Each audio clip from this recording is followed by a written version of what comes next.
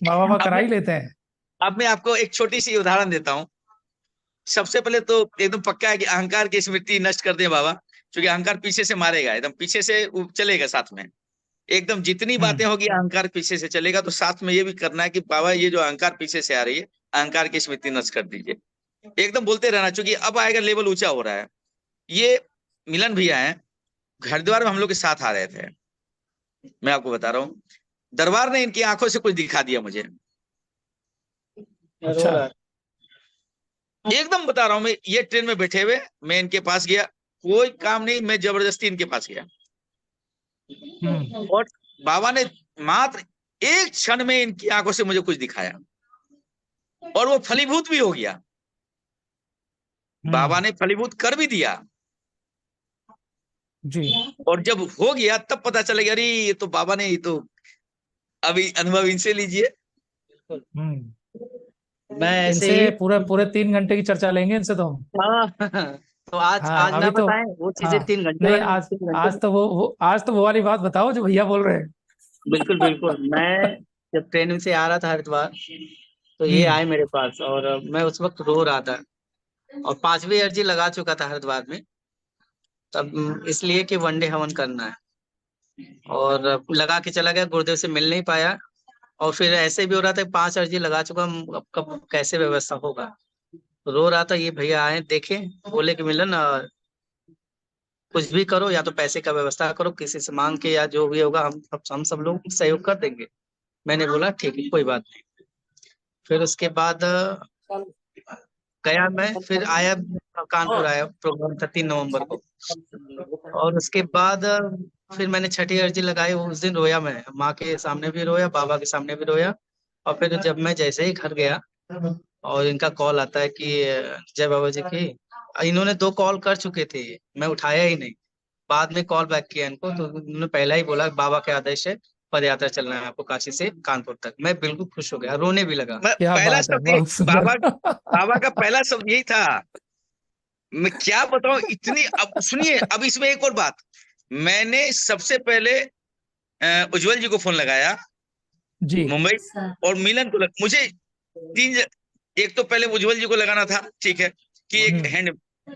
इनको सीधे मुझे आदेश आता कि मिलन को फोन लगाओ। उसके बाद हाँ। एक लेडीज है सूरत की, उनको फोन जी। लगाओ। भाई ये अचानक से ये चेहरे सामने कैसे आ रही है? हम्म। बस ये हो कैसे रहा था, ये मुझे भी नहीं पता कि उनको फोन लगाओ। बिल्कुल। इस बिल्कुल। खुद में खुद आ रहा था, ये नहीं कि मैंने किया है। मैंने नहीं किया है, ये खुद ही इनका नाम आया। और उनका तुम फोन जी। करो इनको। ये है मुंबई से, ये सूरत से ही है। कहाँ गई वो? माया सिंह नाम। माया सिंह नाम है उनका, माया सिंह राजपूत। अब मैं उनको ही, मतलब अचानक से इनके इनके नाम ऐसे, चेहरा क्यों दिख रहा है, तो फोन लगाओ, लगा दिया फोन। वो भी तैयार, बिल्कुल। ये भी तैयार। ये एकदम पूरी व्यवस्था बाबा की है भैया, पूरी की पूरी व्यवस्था है। ये दरबार बिल्कुल। बाबा ही बुलाते हैं, और बाबा जिसको चिन्हित कराते हैं, माध्यम किसी को बनाते हैं, कहलवाते हैं किसी सही से, बात। संदेश किसी से पहुंचवाते हैं। और सब हमारी यात्रा भी ऐसी हुई थी। हम जाने वाले थे काशी से और गए भरतपुर से। बिल्कुल। अब देख लो आप। अर्जी में बहुत ताकत नहीं, है भैया। संकल्प बहुत ताकत। बहुत संकल्प ताकत। शक्ति है, संकल्प भी महाशक्ति है। और अर्जी भी महाशक्ति है, नींव है अर्जी। अर्जी नींव है। अर्जी तो अर्जी तो बहुत बड़ी शक्ति है, ये हमने अनुभव किया है। ये अर्जी लगेगी जब ये बहुत पद बड़ी यात्रा शक्ति होती है है फिर। अर्जी। बिल्कुल। अर्जी नींव है, मतलब कि यदि 100 मंजिला इमारत खड़ी करनी हो, तो एक दिन में तो होगा नहीं, लेकिन होगा। हम्म। तो होगा। अर्जी लगाने से मतलब कि बात इमारत की नहीं, कुछ भी करना हो, बात समझना हो, अर्जी मुख्य आधार है। आधार है। बिल्कुल। अर्जी जो है ना, वो दरबार की व्यवस्था में एकदम, मतलब समझिए, इधर बिल्कुल। लगाई उधर। कंप्लीट। हाँ, माँ के सामने पुकार करते हैं, माँ सुनती है पुकार, तो ये है। पुकारे बिना कुछ काम होता नहीं है। अर्जी के रूप में पुकार होती बिल्कुल। है हमारी, श्रद्धा भाव से। हाँ पैर भी काम हाँ। उसमें आता है, श्रद्धा मिलन भाव और लगता आप है। और ध्यान रख रहे हैं तो भी। मिलन मिलन भाई के साथ तो जो आज हो रहा है, वो तो 4-5 महीने पहले ही मुझे पता था कुछ ऐसा होगा। बिल्कुल। बहुत खुश है मिलन भैया, बहुत बहुत ज्यादा। बहुत खुश है। और ये और मैंने, खुशी जो है मिलन ना, भाई, आपको आपको याद होगा मिलन भाई, मैंने कहा भी था, मैंने बहुत जल्दी वो होने वाला है। जो बिल्कुल बिल्कुल, सच्चा आपने मैसेज किया था। और ये दूसरा किस्सा है। आज कल का किस्सा सुनिए। कल मैंने जया को फोन लगाया, मैंने कहा जया कहाँ हो?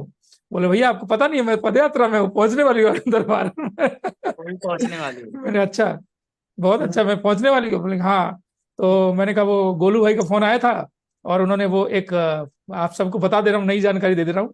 पदयात्रियों को लेके गोलू भाई ने एक बहुत अच्छा भजन तैयार किया है, जिसके लिरिक्स वगैरह उन्होंने मुझे भेजे थे। तो उनका फोन आया, बोले भैया मैं चाहता हूँ उसमें 3 मुखड़े हैं, तो विशाल भैया से आप बोल देंगे क्या, वो गाएंगे क्या?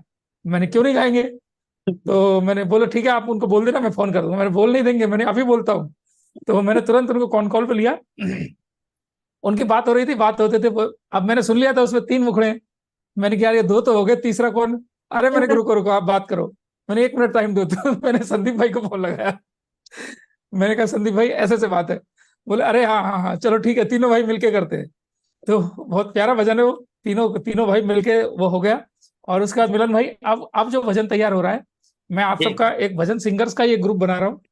तो गुड। सारे भजन सिंगर जितने भी हैं, उन सबको एक एक जो है वो मुखड़ा उसमें गाना है।